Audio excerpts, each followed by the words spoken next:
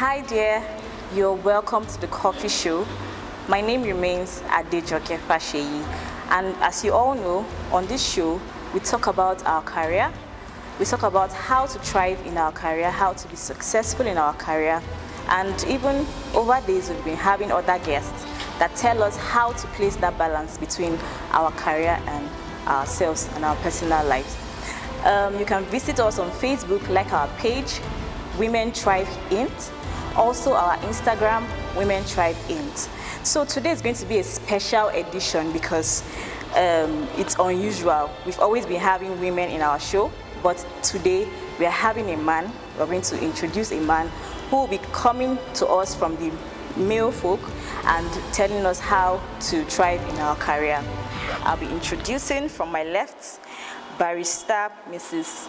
Folakemi. You're welcome, ma. She's actually a barrister and she is a businesswoman. She does networking and very interesting, she's a farmer, a very big farmer. You're welcome, ma. Thank you very much. Welcome. My second guest is, she's a civil servant and she also deals with real estate. I'm going to be welcoming you, Miss Esther. Miss Esther, you're welcome to our show. And first time on this show, we are having a man who will be sharing with us very interesting things about his career and how to thrive in our career. Welcome, sir, Mr. Adejo. You're welcome to the show. Thank you. We actually know that career is what we find ourselves doing. Career is what we actually use for end needs. So, sir, from you, we want to know what a career is to you. What actually is a career?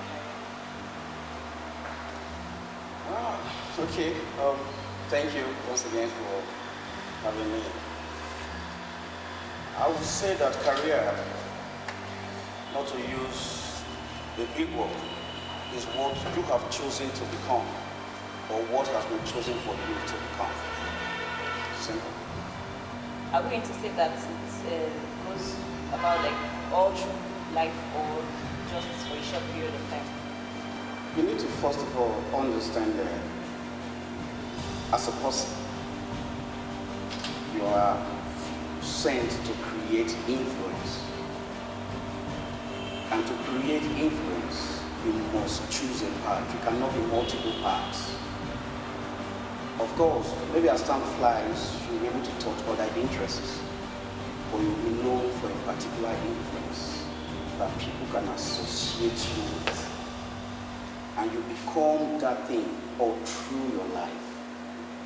And so, like I said earlier in my definition, that career is about choosing what I want to become, or somebody choosing what I become. All right? For instance, I'm a photographer. I'm an image person. I write, I talk, I motivate. But within the same sphere, all I do is to create image. But I remember when I was a bit younger, I would have been in like the art class, but my dad saw that I was good with mathematics, and then he pushed me into the science class.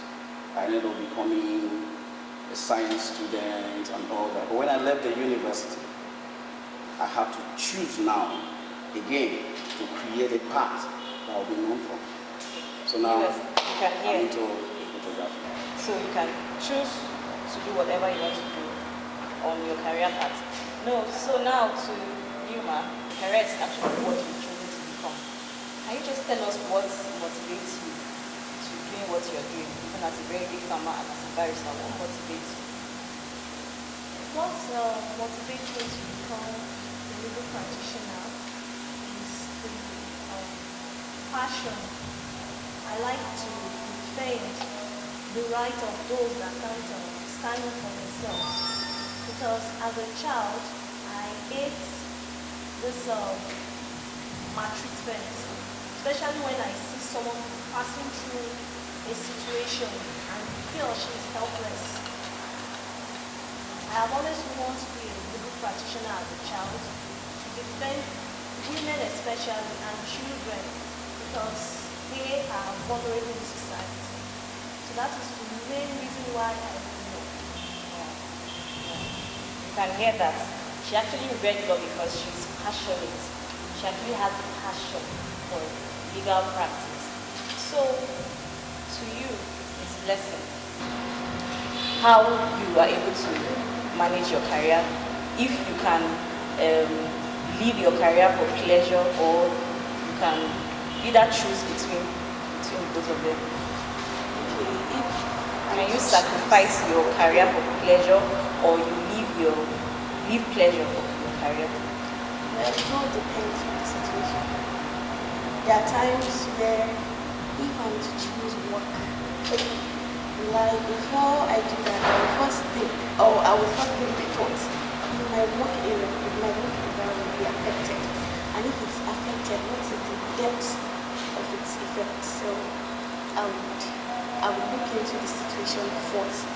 The same thing with my personal life, pleasure and all of that. I would look into it and know if I'm to give him pleasure, how will it affect me? What we're looking at here is effects and how to help us, how far to disrupt us. For example, now if you're in a situation where you have to do something maybe for your family, and that same time you have to be at work, which of them would you choose first? Like I said earlier, when it comes to the situation, if it's an emergency, if it's something serious, and I know if I'm to leave my family, or if I'm to leave my personal life and go for work, how will it affect me? It affects me, even though I'm affected. What the depths of its effect on me? Will it go that far to bring up a negative image? So at this point where she's talking about the negativity, weighing both of them together, if one is more important, she will attend to that, and if one is less important, then she will do that. So another thing, now for example, now pleasure, what football club do you belong to? I was actually watching man before I just dashed into I belong to Chelsea. Okay, so for example, if there's a football match that at the same time with your work, how do you want to juggle about that? Would you leave your work and go and watch a football match? Or my work and go on. You see, as a CEO, I control my timing. All right, I control my timing. There are things that, because one of the greatest things I do as a CEO is to ensure that I make my organization to run on autopilot. It doesn't necessarily need to run while I'm there. Do you understand? Why do I build a team? Why do I create all of this? Is that someday I should be able to navigate these waters, that when I'm doing this, it doesn't interfere with this. All right, for instance, my studio is open, people are there, but I'm not there. yeah. Do you understand? So it's about you coming to that point where you understand how to run your organization. You need to acquire skills, you need to acquire, build people that you can trust to ensure that when you're not there, this thing runs without you, because what you're doing is not for the now, it's for generation. So even when I'm gone from planet Earth, what happens? Wait, so can you tell us now that your organization is very big, that you don't even need to be there, like it can be controlled by other staff? The word big is relative. Okay. You understand? The word big, because the human nature is about pursuit. It's like a mirage. If the word excellence actually exists, we will not be striving anymore. Because when you reach a particular cap in life, you just find yourself still pushing. So at what point will you adjudge yourself that I have attained excellence or perfection? If you keep striving. So teamwork is very important in our career in order for us to thrive. We want you to tell us how you're able to create that balance. Even as a married woman, how you're able to go to the farm, how you're able to go with your legal practice, and how you're able to take care of your kids and your husband. So how do you juggle about all of them together? First of all, it's very key when you are making a choice of a life partner.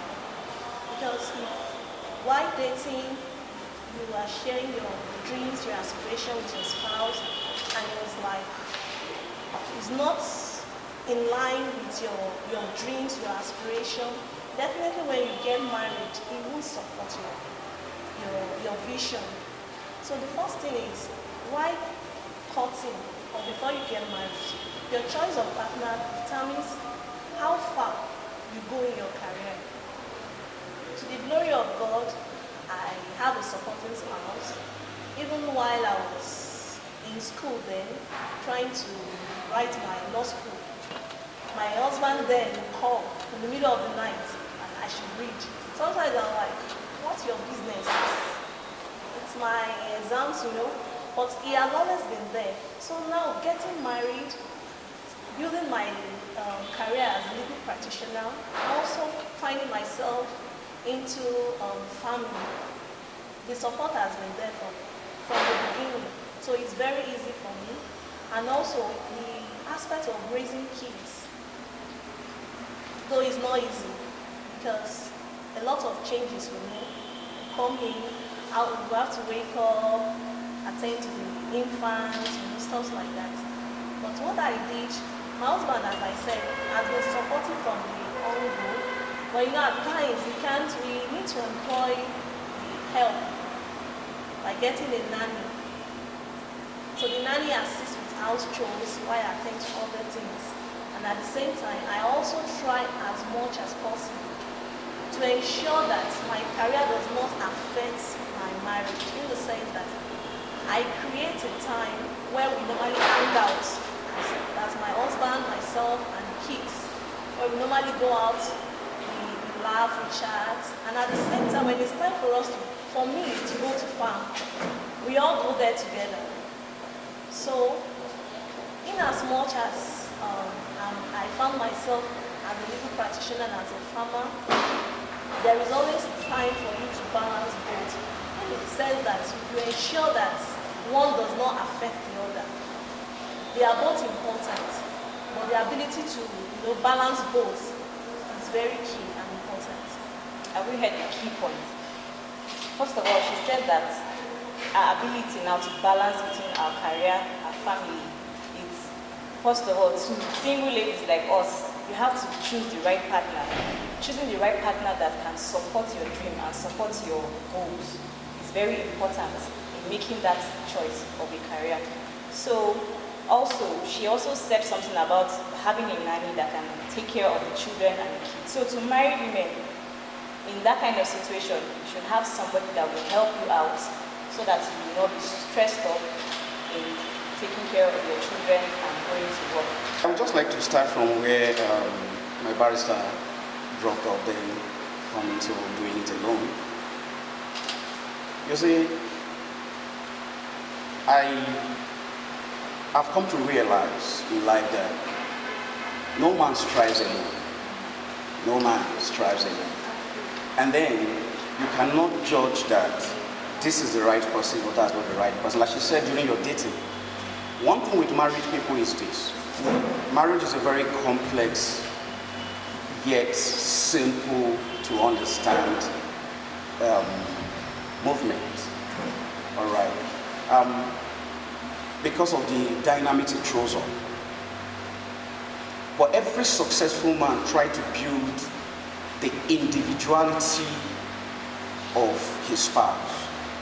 Why a lot of people have issues in marriage is not necessarily because the other person is not good or the other person's character you were not able to study when you were dating. The issue is some people try to make their dreams supersede the other person. So therefore compromise does not count. Do you understand? One of the greatest tools in marriage is compromise. For the husband, like she said, to be supportive, he understands the strength that together we can build this. Right? So you can grow the quality of the other person, not minding that tomorrow she can be more powerful or he can be more powerful than you. Alright, but because of the kind of society we live in, you find out that most times when a woman is becoming powerful, it might not be coming from even the man himself, like, why is your wife coming this late? Why are you doing that? People begin to feel you're not supposed to take the kids to school. You're not supposed to wash the dishes. You're not supposed to do this. They feel your wife is becoming powerful. All right, so they begin to sell those little concepts. Where is your manhood? Do you understand? They begin to say, where is your manhood? I'm training my wife, for instance, in a fashion school, right? And we're getting machines that she's going to open her own fashion home. Haven't built my own to a particular point. I know what it took me to get to that point. So of course, looking at that, I will know that she needs to sacrifice a lot to be able to create that stability and equally make that place to run the way mine is running. All right, so a lot of men, most times, I think if men can be more open to understand, not necessarily living certain things. I don't have a man. So you're saying that you're more open now? Of course. You're more open. Of course. Before you continue, to every man, are you listening? To every successful man, there's always a woman behind. So he's a very, from the way he's talking, he's a very supportive man. He actually supports his wife. I want to ask, to this support now, do you also, because it's actually not easy to also take care of the kids and all of that, that's on our own part. Do you support her in the kitchen? You need to understand one thing. Man is a complex, or every being is a complex being. I am a father, right? I am a husband. I'm a brother. I'm a son. I'm a CEO. I'm a businessman. Just one me. And I need to attend to all of this me. It's not going to be easy. If I tell you it's going to be easy, I'm lying to you. But I need to understand that when I need to be a father to my children, am I a father? When I need to be a husband to my wife, am I a husband? If I need to be a CEO to face my business, am I a CEO? If I need to be a son to my father and my mother, will I be? If I need to be a brother to my younger ones, I need to be a friend, to you, to Doran, to everybody that is around. Will I be a friend? Do you understand now? How you manage all of this makes you a complex being. And that's what makes you strive. You will be a failure when one of you is succeeding and the other is suffering. Okay, so you're telling us now that... I'm supportive.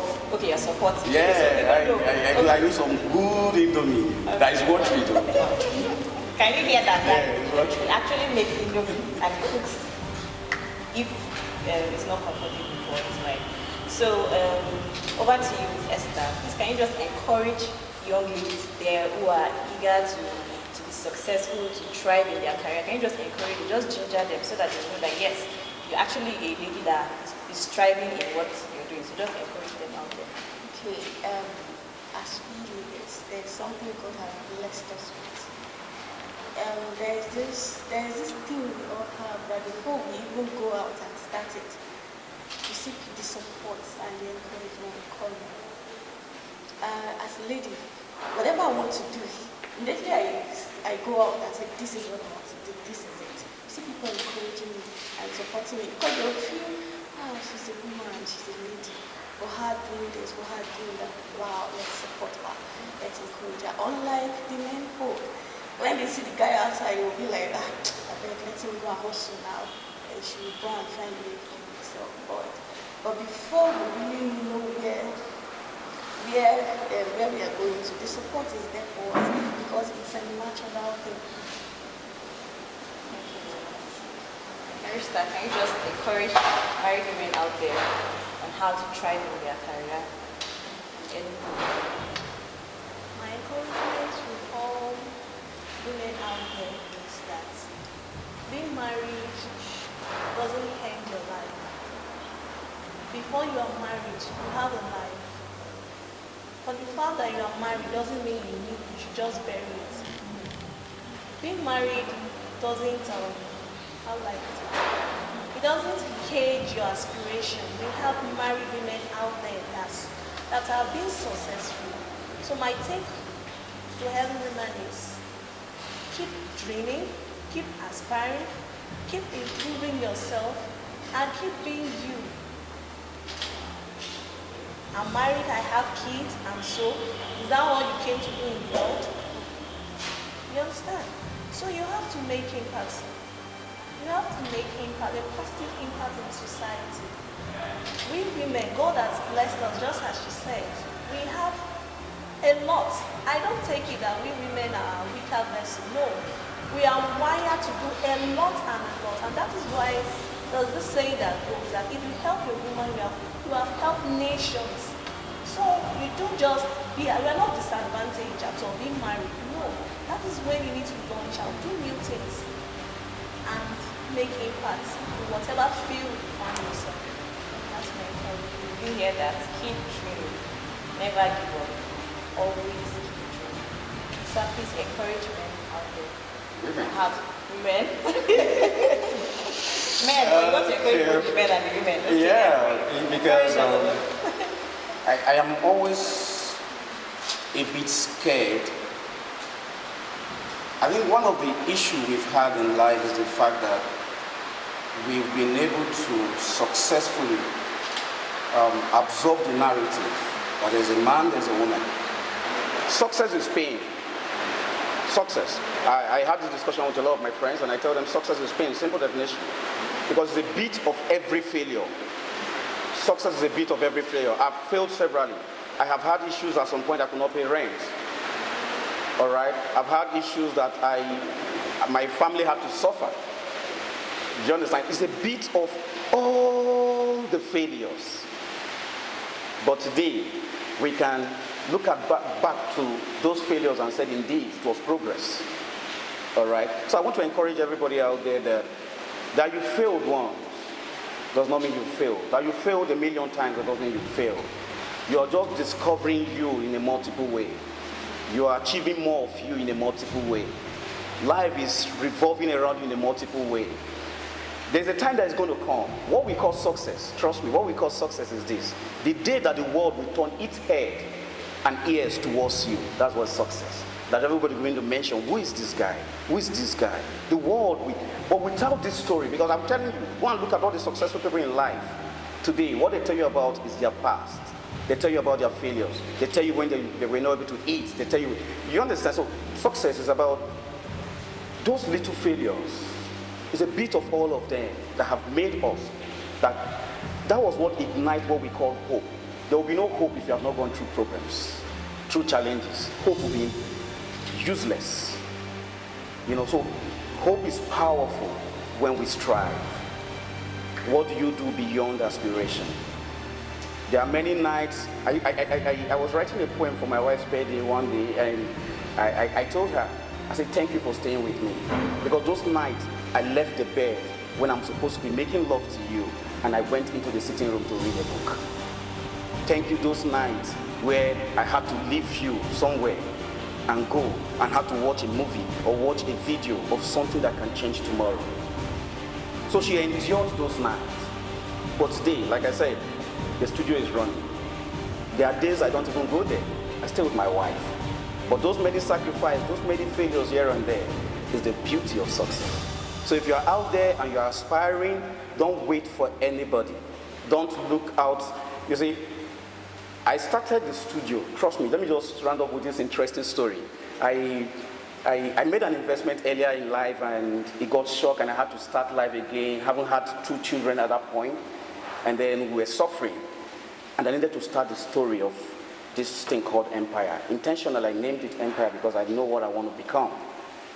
All right. So somewhere along the line, everybody I knew this time never came out to help. It was a little girl that was selling recharge card that loaned me 400,000 to start what I have become today. So most times, people get a little bit lost because they don't find that help. Sometimes you're looking at that uncle. Sometimes you're looking at that cousin. Sometimes you're looking at that government. You will never rise if you keep looking. There were days I had to go and work in the hotel and I was washing just opposite this place down there. Yeah, I was I used to lay bed in the hotel. Yeah, I used something close to something point around there. You understand? I was there and I used to lay bed. But today I'm a CEO. I pay people. I employ people. And I take care of my bills. You understand? So I want to tell everybody, every woman out there, first, we must shape deliberately the destinies of those who are in contact with us. Because the more they rise, the more we rise. The more helping hands you give to people, the more we all rise. So together we will rise. To all the husbands, please, to run along. Just analyze your wife's dream. Look at the dream. Don't kill her potential, because there are people that will fly on her shoulders. It's about generation. It's not just about your family. If you stop her today, can you look back to tomorrow and say, indeed, you were successful? I want to appreciate my guests today. Thank you so much. Even in your busy schedule, you were able to make it. Thank you so much. And I pray that God bless you all in Jesus' name. And I have a little gift for you all. Courtesy of Women Tribe. Yes, courtesy of Women Tribe. Thank you so much for honoring our invite. And to you, Mr. Adijo, thank you so much. Okay, I think you should go with Mrs. Adijo. Thank you, I'm grateful. Wow. We really appreciate it. And to you, Ms. Esther, thank you so much. Thank you so much. Viewers listening, this is the Coffee Show. You can actually visit our website, www.womentribeinc.org. You can watch us on Facebook. You can like our Facebook page, Women Tribe Inc. Also on Instagram, Women Tribe Inc. And we all want to say, courtesy of Women Tribe Organization, we want to say thank you very much. Please continue to join us as we enjoy the show. God bless. Thank you.